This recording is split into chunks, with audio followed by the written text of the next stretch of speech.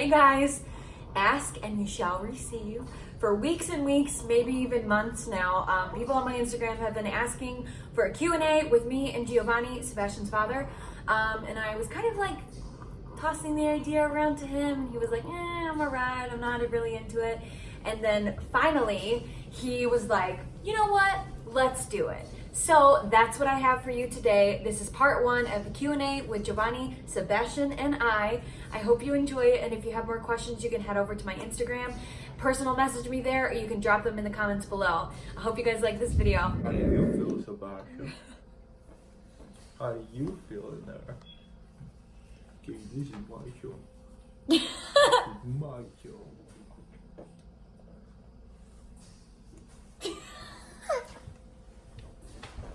Perfect. First question is, what types of support have been the most valuable to each of us, and what could help more? I think for me personally, having early intervention, which is Sebastian's therapy programs, they come right to our house, and that is really great, really convenient. I think if I had something that could help us more, it would be a little bit more help maybe from the state and just different programs. We're trying to research that right now, but that would definitely help more. So we're still looking into that.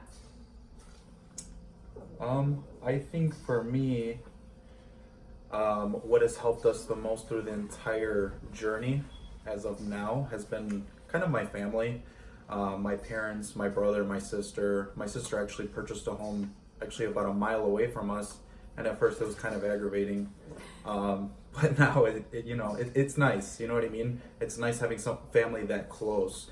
My mom lives about 2 hours away from us, and they still pretty much every weekend come down because Sebastian is the first grandchild. So that makes life a little bit easier. It makes us able to kind of do things out of the norm because Sebastian kind of, limits things a little bit.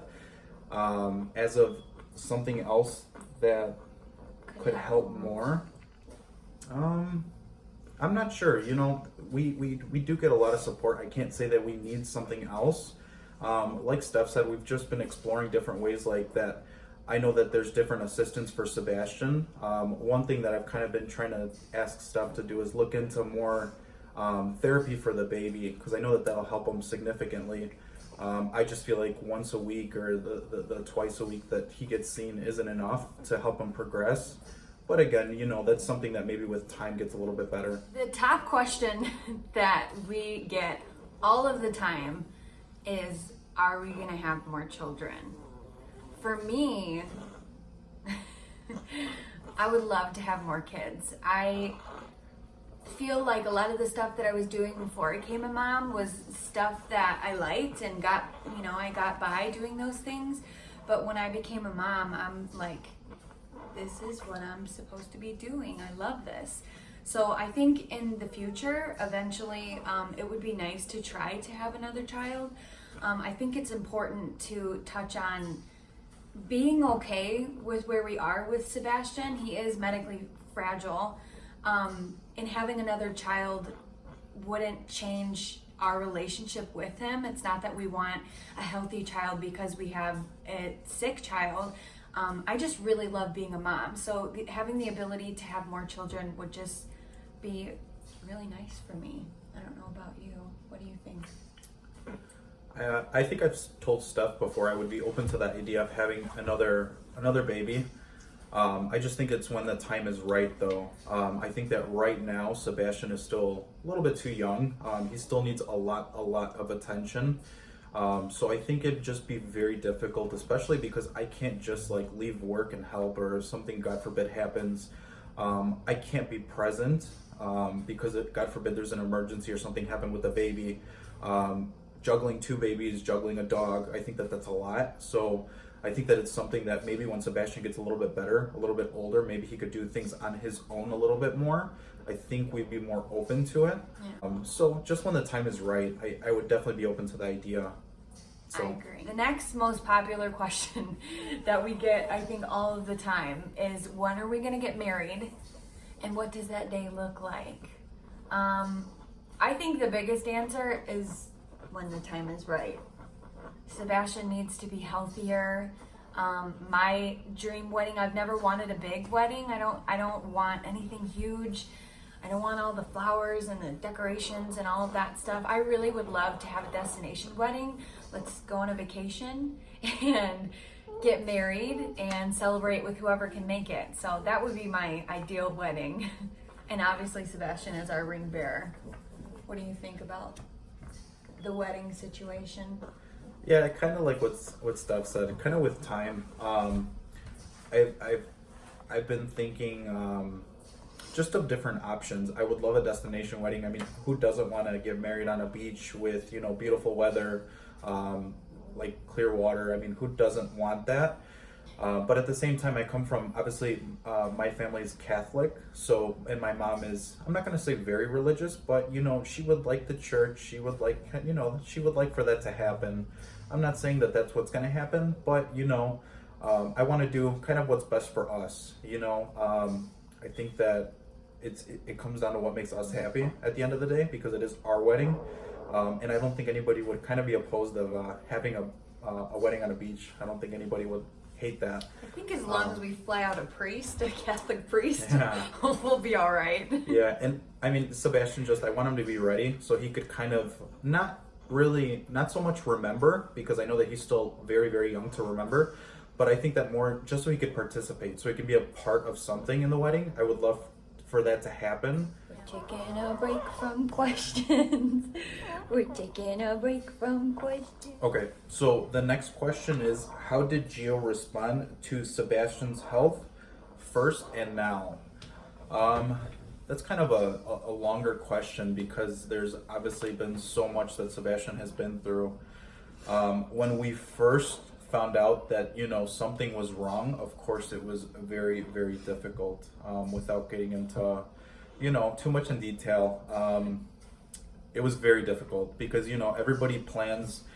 I'm not going to say Sebastian isn't perfect in his own ways, but everybody plans to have a perfectly healthy baby, I guess you can say. Mm-hmm. And it catches you off guard, because you do everything so right, and you're so meticulous with everything, and just with diet, with exercise, and you kind of expect kind of things to go your way or go as planned, and sometimes that doesn't really happen. So it was very, very difficult. Now how do I see it? I mean, things have definitely changed. Your mindset changes with time, and just you really, really appreciate all the milestone that Sebastian has had, because he has come a very, very long way. Even though he's very tiny, even though he can't do things that a normal baby can do yet, I see him being able to do a lot of things that people said that he wasn't going to be able to do.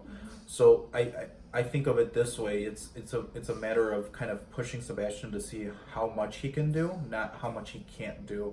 So I think it was definitely the same for me. Obviously, being parents for the first time and being young, I was 25 when we had Sebastian. Scary. It was really scary. And then you kind of have to be in this weird place of being thankful for this baby that you've waited so long to meet, while figuring out how to grieve the child that you expected to have. That's such a weird place to be. But I think we've just really learned to just embrace things that we've been given, where we're at, every single day. Sometimes it seems like he figures something else out, and he's making different connections, and it's just special, and he's awesome, and it's all good. Yeah. We're good. The next question is, how did we meet? I'll let you take this one. That's an easy one. Obviously, I love going to the gym. We met at the gym, believe it or not. I used to work at Export Fitness, so it was a 24-hour gym. I was obviously in sales, and I was just kind of minding my own business. And I saw her walk in. Without getting too weird, basically, my job was to sell personal training, to sell packages, obviously to just try to make money. So the way that I approached her was more of like, hey, do you need some assistance? More than, hey, what's your name? Kind of the traditional approach, because I figured in my head, I can't go wrong either way, because it's business. So he's either going to sell me personal training or get my phone number. Exactly. So, I mean, it kind of worked out. I didn't really push too much per se. I just kind of, I did my job, and then things kind of progressed from there, I guess you can say. So it was natural. That's what I kind of liked about it. It wasn't like I tried to like push for something. It just kind of spontaneously happened, which I think is just it's awesome. You know what I mean? I wasn't really looking for anything at the time, but I feel like that's how things happen. Yeah. So I think we started working out a little bit together. I was like, listen, I'm not gonna buy personal training from you, but if you want to work out together sometime, let me know. So we started working out, and he was actually prepping for a bodybuilding show at the time. So very limited on, what he could eat and kind of things like that. He just had a schedule. And he had a cheat day, and he's like, you want to go grab a bite to eat with me? And I was like, yes, absolutely. And we did, and it kind of Meatheads? It was Meatheads. Yeah. I still remember the same spot we sat in too. So it was kind of history from there. We continued working out. We became really good friends, and then we started dating, and now we're here. Okay, so next question. How do we stay positive? That's a very good question, just because I have I'm not going to say a different mindset, but me in my head, I've always been kind of programmed to think I'm only going to get as far as I want. So every day I wake up and I think, what can I do? And I'm just a positive person in general. Every day that I wake up, it's a new day. It's a fresh start. So I kind of have always had that mindset. So it has worked, I think, very well for me. Yeah. Because, obviously every day is not a good day, but that doesn't mean the next day or the day after has to be a bad day. Mm-hmm. So I think that positivity is kind of like contagious per se. So kind of if you're positive, everybody else is positive. There's a saying, misery loves company, and I think that's very true. Mm-hmm. So I feel like if I was just negative and just kind of, like, why did this happen to us? Why can't we, be that like everybody else? Mm-hmm. I feel like we wouldn't get very far in life. So that's kind of, the simple version of what goes on in my head.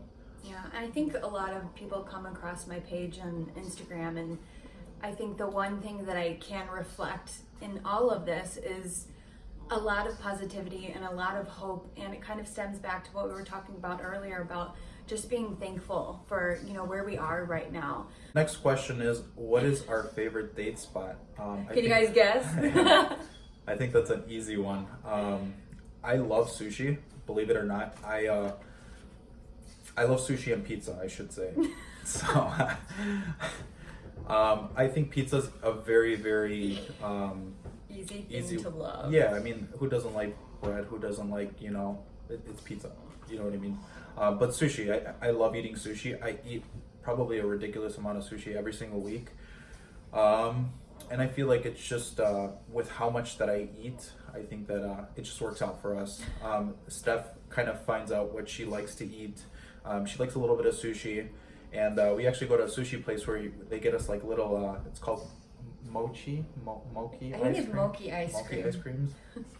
And they put a little bit of whipped cream on top of it, and we give that to Sebastian, and that's like his little dessert. So He loves it. It's kind of cool. He looks forward to it at the end of every sushi date. Yeah. And we do too, because we like watching his reaction. Say bye, Sebastian. Can you say bye-bye? Say bye. Go like this. Bye-bye. Yeah. Yeah. Good job. Thanks for tuning in, guys. This is going to be part 1 of our Q&A. We have more questions coming. I'm going to be posting that sometime next week, so look forward to that. Don't forget to hit the like button, subscribe button, comment, share, ask us any more questions you want in the comments below, and thanks again for your support. Thanks, guys. Is making videos that hard? I'm exhausted, Mom. What do you think? What do you think about making videos? Huh? What? Were you a good boy? Yeah? Laying by your baby? Time for a nap.